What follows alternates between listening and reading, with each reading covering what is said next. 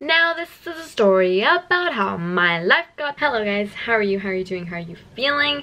You asked for it and it is here. It is story time. And today we're going to be talking about my ex's racist ass mama. In order to understand the complexities of this video, you will have to watch my, if you haven't already, 5 Years with Mr. Wrong video. I will link it down below.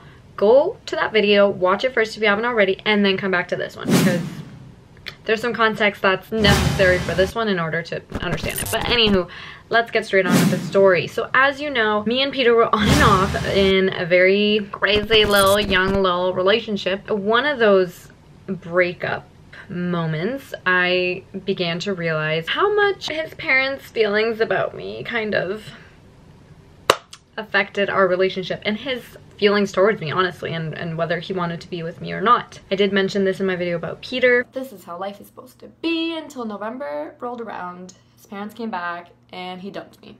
This is when I learned that his decision to be with me or not depended a little bit on his parents. So I'm going to unpack that a little bit further and why that was the case. So when me and Peter started dating, we had just turned 18. So we were, you know, on the younger side for Spanish and European parents. You know, they're very protective, they're very particular about their children. Both of our parents kind of had their guards up, you know, what is going on here? Is this serious? Is this childish? Is this puppy love? And all of that. So needless to say, it was friendly at first with Peter's parents, but it was awkward. But no red flags went up. It was just awkward as it would be normally when you're first meeting, you know, a new boyfriend's parents. So keep in mind, friendly but awkward. And by friendly I mean, like, you know, the awkward little smile you give each other when you first meet. And I'm gonna go to your son's room now.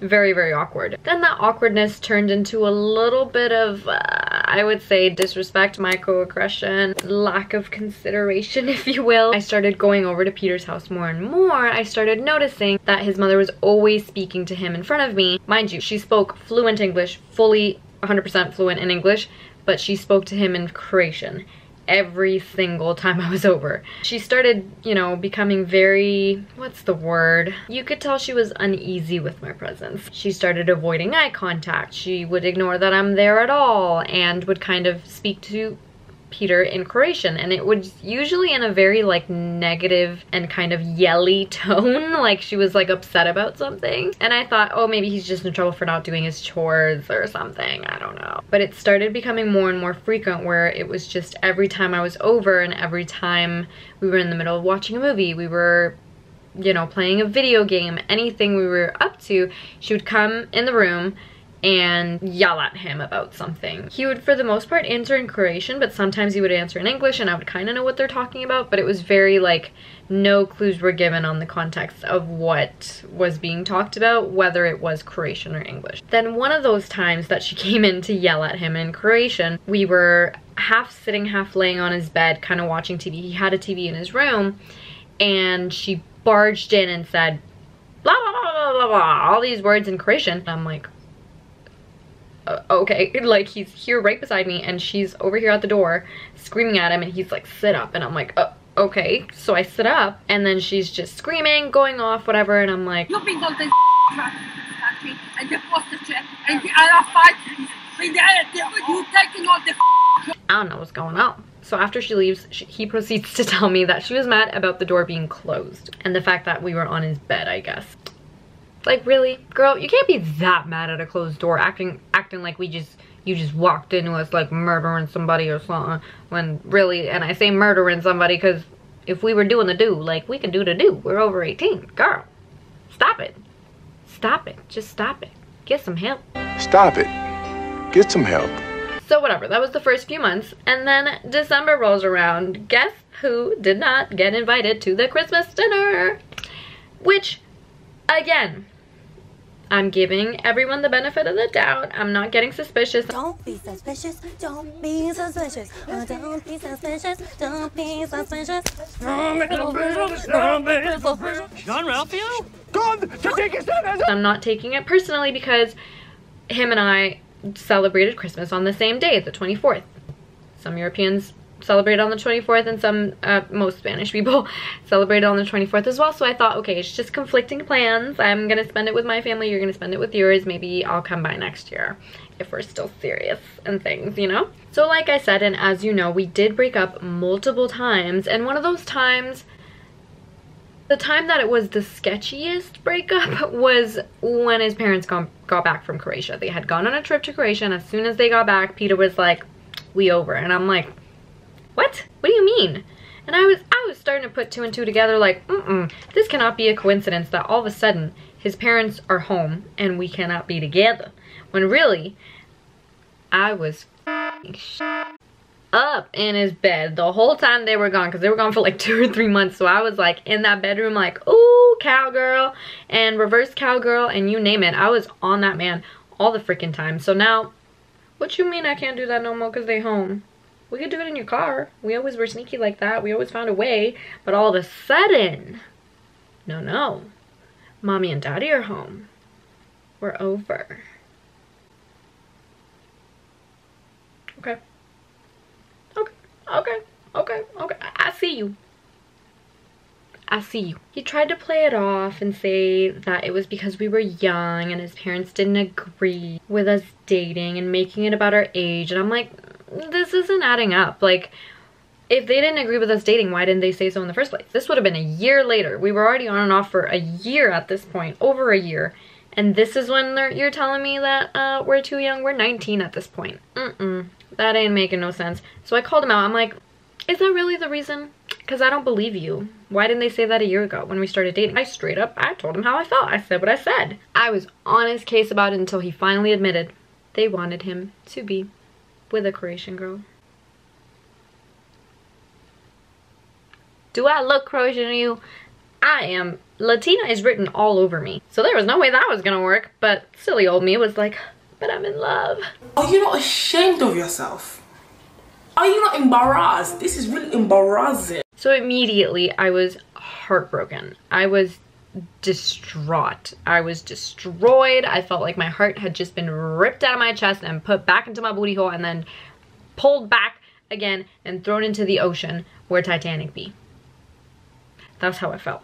Because this was for real, some Romeo and Juliet shit. Like, we're in love, but we can't be together. Even though he broke up with me.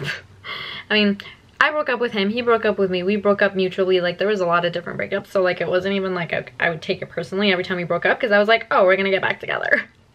Toxic. Keep in mind, his dad also never talked to me. So his little ass was probably racist too. I don't know what they had against me because I am, like, super nice to any significant other's family, just because that's how I am. Like, I'm super family oriented. I want to get along with your family. So I should have known from the get-go this was never going to work, because how can I be with someone whose family doesn't accept me and whose family doesn't want to be close to me and take me in as their own? Like, that's how I imagined my future with a man. And I imagined my future with this man. I imagined we get married, have some babies, live together, everything. The whole spiel. Yet the whole family situation didn't add up. It didn't fit. It wasn't a good fit. And I thought, that's okay because we're in love and we will live off of each other's love. Even though he was gonna inherit his parents' business, the house, everything. It was gonna have so much to do with his parents that it's like, this was never gonna work. However, I digress. I never actually ended up telling my parents about this. I felt like we had already been through enough, like, racism in our lives. In Montreal, living there, people are very racist there. They want you to speak French, not any other language. And they already had their doubts because we broke up so many times. I didn't want to add to the plate of them worrying about me or thinking, what kind of garbage people would be racist against you? Like, it don't make no sense. Like, excuse me, I am more than my race. I am more than the language I speak. I am more than the color of my skin. Don't do it. Why? For what reason? What was the reason? I had a reason. What was the reason? What was the reason? I just explained the reason. What was the reason? I don't need to explain myself to you. And What was the reason? If they thought I was a brat, if they thought I was treating their son poorly, if they thought I was a piece of garbage person, that's something else. But not liking me because I'm not Croatian, that is literally saying we're racist against any person who's not Croatian.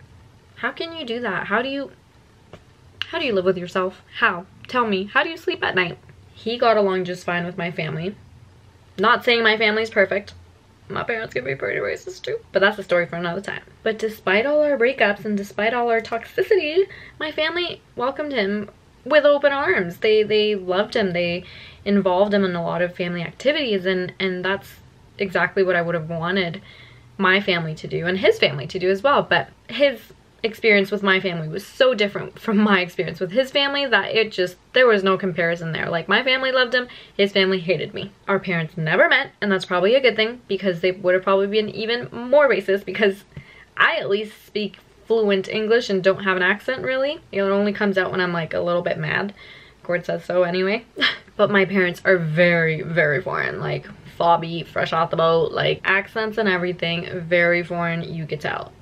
So that would have been an issue for them, I feel like, and that's really sad to think about now. But at the same time, I'm glad they didn't meet, because, or am I don't know, maybe if they would have met, it would have been like, this is never gonna work, this is my answer, this is all I need.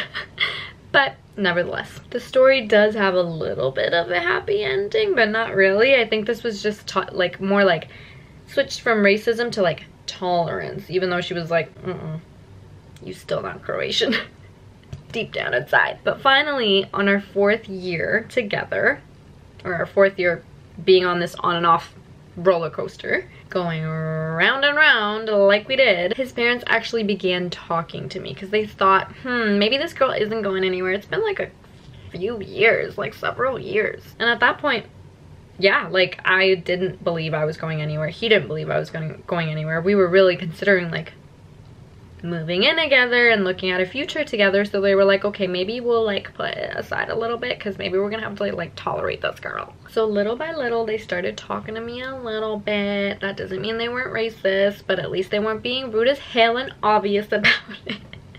Still doesn't excuse the behavior. I'm just trying to make jokes out of a bad situation. It was really bad. Wow, I feel. Why would you say that? Like, you put me in such an uncomfortable situation. Like, you know I'm not happy. You know I'm trying to see if it'll work out here, and I know that it's... But yes, they would talk to me every now and then, very casual, very limited, but it was still at least something where I felt, oh my gosh, are they finally accepting me for who I am in his life? They invited me over for Christmas. I had Christmas dinner with his parents and his brothers, who were so much older than him. Like, he was basically raised by his brothers. And I met his one brother's family. His other brother was single at the time, but it was just like a very cohesive family moment that I was like waiting for many, many years. And I was like, oh my gosh, finally, maybe they're over the little racism, like maybe wishful thinking. No. Again, if you watched the 5 years with Mr. Wrong video, we all know how that story ended. But my last interaction with his mother was actually like the saddest thing ever. I feel like she knew we were breaking up. Maybe he told her, maybe she just sensed it in my freaking sad face.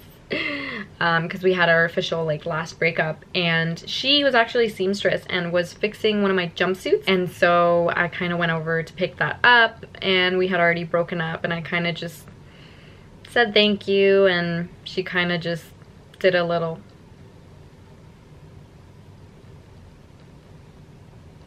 like the saddest trade-off of clothing I've ever experienced in my life. One of the saddest interactions for sure. We had gotten to a place where like we were kind of getting to know each other, which is so funny to say, because I knew deep down she was still like hoping that he would break up with me and find a Croatian girl, but it was kind of just like, after all of that, was it worth it? Like, I went through all of that, his parents' racism, all the breakups, everything, just for this all to end. Like, what a waste of time. But at the same time, I learned lots, and I talked a little bit about that in the last video as well, about this relationship. But unfortunately, this was not the first time an ex's mom was racist.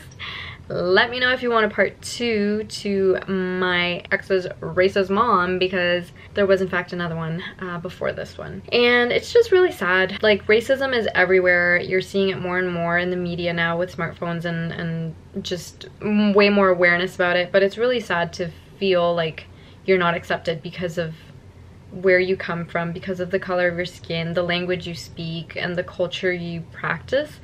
Is just something that will never make sense to me. And in this relationship, it was really something that affected me. Like, I was really sad, not only for the relationship, but for myself. I questioned, like, will anyone ever accept me for who I am and where I come from? It made me really self-conscious of my roots, and that's such an awful feeling. I don't wish that on anyone. Be proud of who you are, be proud of where you come from, and don't let anybody treat you different because of that. Because you're beautiful and you were born where you were supposed to be born, and you came from where you were supposed to come from for a reason. And I think that's such a beautiful, beautiful thing. We're all so different, and that's what makes us unique. That's what makes everyone special. So my message to my ex's racist ass mom is, no, just kidding. But this also brought a lot of conflict on Peter. Like, he was in love with me at the end of the day, and he felt like he couldn't be because of my race. There was love there, even though we didn't know how to go about it. No one should ever feel like they can't be with someone because of their race. That's really ugly, and that's really sad. Plus, if somebody wants some Latina heat, don't keep it from them. This is too good not to share, honey. I mean, I'm sorry, but your son has good taste. I used to be super insecure about so many things about my, you know, whole being, including my race, and I'm so over that now. I'm so confident, comfortable in my own skin, and proud of who I am and where I come from that it doesn't affect me anymore. But thank you guys so much for watching. If you enjoyed this video, please give it a thumbs up. Subscribe if you haven't already, because it's free, nothing out of your pockets, and I will see you guys next time.